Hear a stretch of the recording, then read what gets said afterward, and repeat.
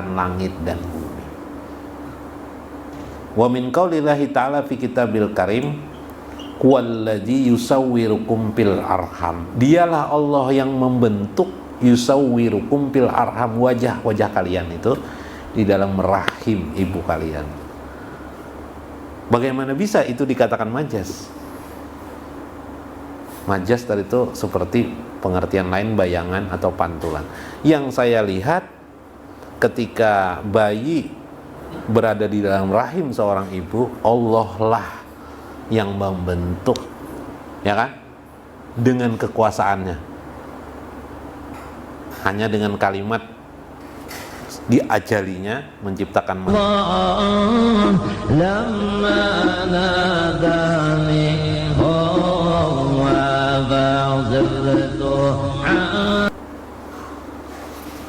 Allahumma sholli ala sayyidina Muhammad wa ala ali sayyidina Muhammad. Tentang majas pada ilmu tauhid. Terkadang ada orang yang menyebut, saya lupa ya, siapa yang memasukkan dalam ilmu tauhid. Di dalam pendapat kitab Ad-Durrun Nafis ya, dalam kitab Ad-Durrun Nafis seringkali menyebut istilah majas ini, yaitu tentang sifat, bahwa sifat-sifat Allah kadang adalah majas pada kehidupan ini.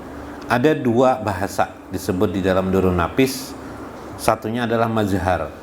Dalam kitab-kitab tasawuf juga sering disebut dengan mazhar.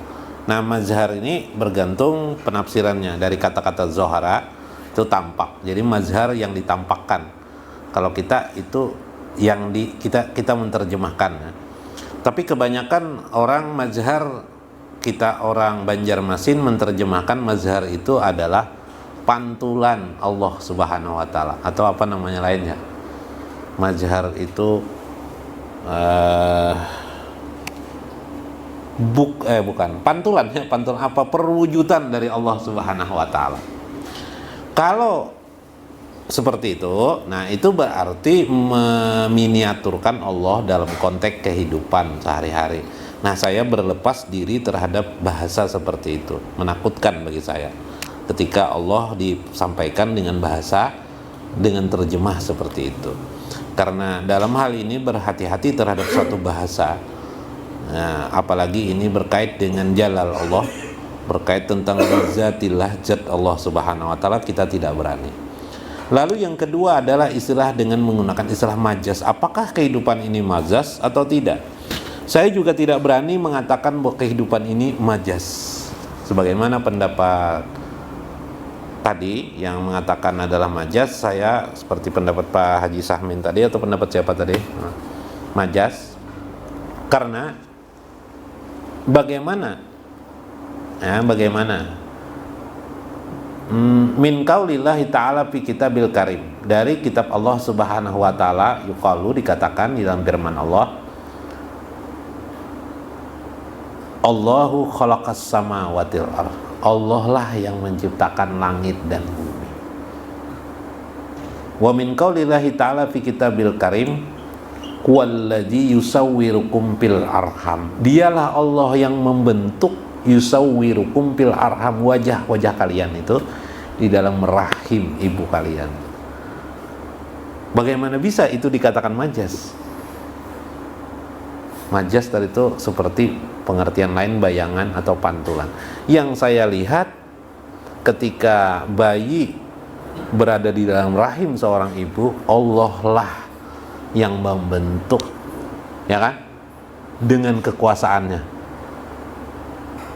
Hanya dengan kalimat diajalinya menciptakan manusia, maka terciptalah kita ini. Diajali itu ketika Allah berfirman, kun, jadilah alam semesta, termasuk diri kita, termasuk kita dan akan datang. Itulah saya pahami kekuasaan Allah Subhanahu wa taala. Berbeda dengan pendapat kebanyakan memahami kekuasaan Allah seolah-olah begitu ada bayi baru Allah buat pembentukan, gitu kan? Kalau saya memahami Allah cukup mengatakan kun saja, bahkan tidak berkata kun pun, hanya dengan iradahnya tanpa harus disuarakannya, terjadilah semesta alam raya, termasuk kita ini, tanpa mengulangi satu persatu penciptaan. Luar biasa kan? Jadi kita ini sebelum Anda ini sudah ada catatan Allah di ajalinya, bahkan perbuatan Allah itu dicatat Allah di dalam kalamnya yang akan datang. Ayo, luar biasa kan? Luar biasa enggak? Luar biasa. Siapa yang bisa? Makhluk itu tidak ada satupun makhluk seperti itu. Dengan memahami seperti ini, kita tidak menggunakan istilah majas-majas seperti tadi. Dan itu lebih selamat sebagai jalan pilihan. Karena betapa lautan samudra ilmu ma'rifatullah itu juga sangat luas. Silahkan orang dengan jalan masing-masing, ya kan, masing-masing melewatinya, jalan mana yang dikiranya itu bisa menyampaikannya kepada Allah Subhanahu wa Ta'ala tanpa harus kita menyalahkan orang lain, ya kan. Nah, namun pada akhirnya nanti orang bertasawuf atau orang pemahaman ma'rifatullah itu terjadi beberapa mazhab-mazhab juga. Ada sekitar 7-8 mazhab di dalam dunia tasawuf. Kemudian ada lagi sekitar, Syekh Abdul Qadir Jailani menyebut ada sekitar 9 atau 7 mazhab tasawuf yang menyesatkan. Nanti kita sampai ke sana. Bagaimana di antara mazhab-mazhab itu ialah bahwa mengatakan apabila orang sudah sampai wusul kepada Allah atau qurbah, maka halallah baginya segala yang diharamkan Allah kepada makhluk. Nah, ini contoh aliran yang menyesatkan di dalam dunia pengetahuan ma'rifatullah atau dunia tasawuf. Itu kira-kira jawabannya sama. Apa? Iya, intinya tetap pada pengertian laisa kamislihi syai'un. Jadi laisa kamislihi syai'un. Sama menyangkut melihat Allah ya. Nanti episode lain mungkin. Wallahu a'lam bishawab. Wallahul muwaffiq wa aqwamut thoriq. Wassalamualaikum warahmatullahi wabarakatuh.